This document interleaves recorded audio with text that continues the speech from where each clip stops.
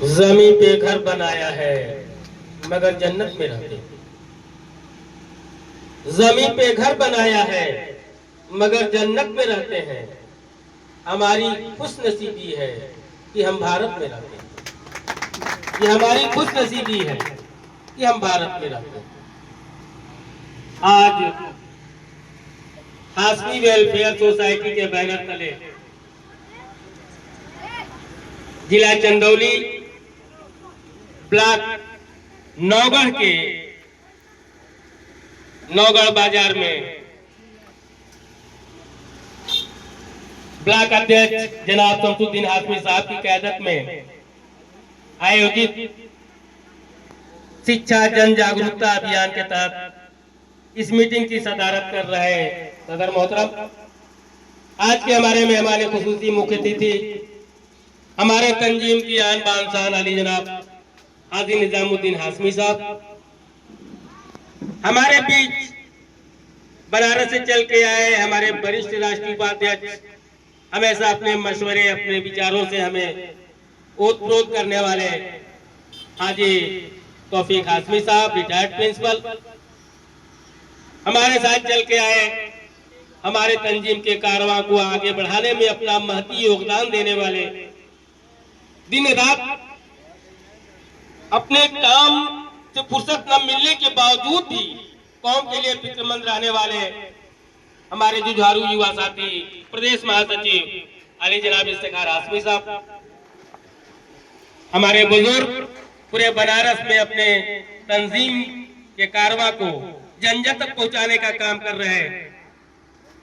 हमारे बड़े भाई अली जनाब हाजी इश्तियाक अहमद हाशमी साहब, हमारे युवा साथी वाराणसी मंडल के अध्यक्ष नसीम हाशमी साहब, जिनकी क़यादत में जिनके जिले में ये मीटिंग हो रही है, चंदौली जिला के जिला अध्यक्ष भाई एजाज हाशमी साहब, बहुत ही तेज तर्रार युवा साथी प्रसिद्ध समाज सेवी जिला महासचिव आजाद हाशमी साहब, तिहाड़ से चल के आए हमारे नगर अध्यक्ष शमशीर हाशमी साहब, जिला सचिव शरीफ साहब, गयासुद्दीन हाशमी साहब, बनारस से चल के आए हाजी अब्दुल खालिक साहब, हमारे मंडल की मीडिया प्रभारी मुबीन हाशमी साहब, और बनारस जिले में अपनी एक अलग पहचान एक अपनी अलग सोच के लिए मशहूर पूरे जिले में तंजीम के कारवां को लेकर चलने वाले, हमेशा सहयोग करने वाले, आर्थिक मदद करने वाले हमारे जिले के महासचिव मुश्फिक हाशमी साहब, भाई मतीउल्लाह हाशमी साहब, महबूब हाशमी साहब लोका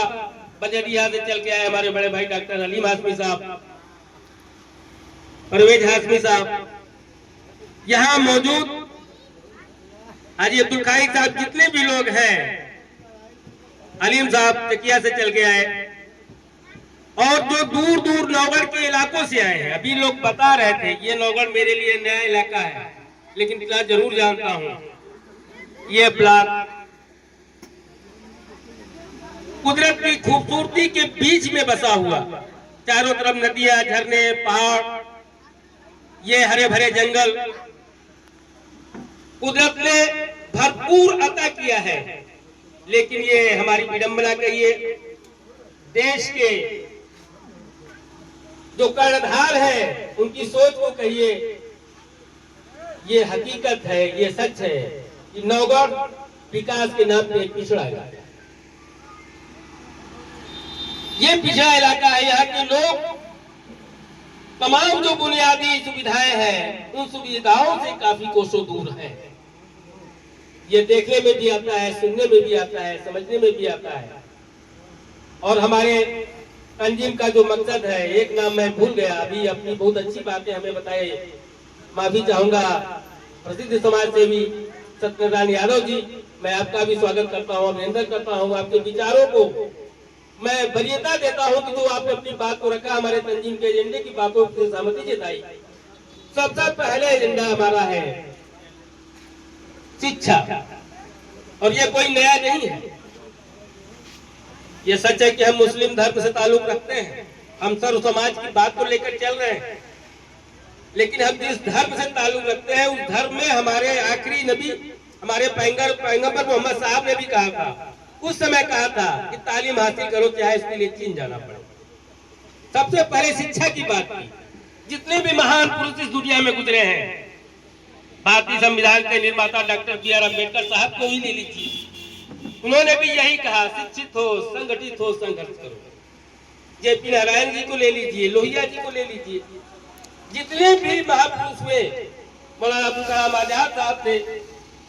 गांधी जी ने पूरा जीवन देश के विकास के लिए अर्पित किया, कुर्बानियां दी। हमारे देश के सपूतों ने गुलामी की जंजीरों को अपने खून की बेड़ियों से काटा, अपने सर को हंसते हंसते भारत माँ की कदमों में कुर्बान कर दिया कि हमारा देश उत्थान करे, हमारा देश आगे बढ़े, हमारे देश के लोग आगे बढ़े और हमारे देश में सर्व समाज की स्थापना हो, कोई ऊंच नीच का भेदभाव न हो, जाति पात न हो, छुआछूत न हो। आज हम जिस परिवेश में हैं,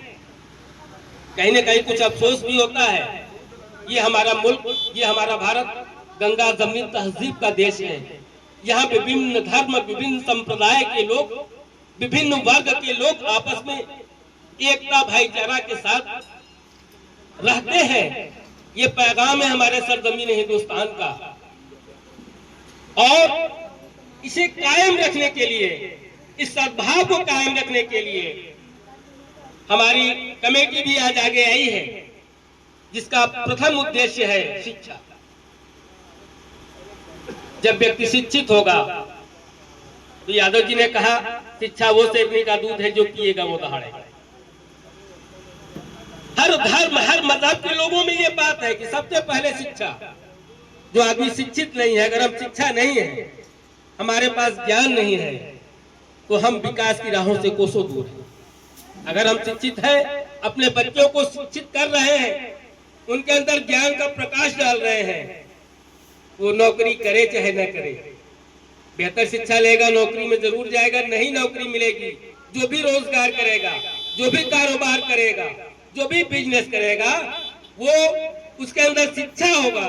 तो वो उसमें कामयाब होगा और उसे नई बुलंदियों तक, नई ऊंचाइयों तक अपने काम को, अपने बिजनेस को लेकर के जाएगा।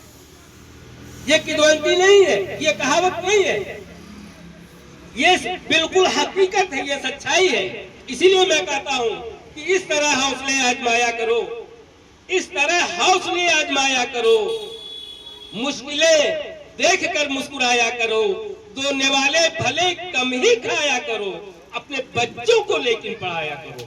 अपने बच्चों को लेकिन पढ़ाया करो। अभी मेरे एक बुजुर्ग थे, वो अपनी पीड़ा को रख रहे थे, शायद रहमान साहब या क्या नाम था। उन्होंने कहा, मैं जंगलों में रहता हूं, मैं अकेला हूं, जमीनें भी नहीं है, रहने का कोई साधन नहीं है, कुछ लोग प्रताड़ित भी करते हैं। क्यों करते हैं? भारतीय संविधान हमारे साथ है। डॉक्टर बी आर अम्बेडकर साहब ने जो संविधान हमें दिए थे, संविधान से चलता है, किसी तानाशाह की तानाशाही से नहीं चलता, किसी दादा की दादागिरी से नहीं चलता।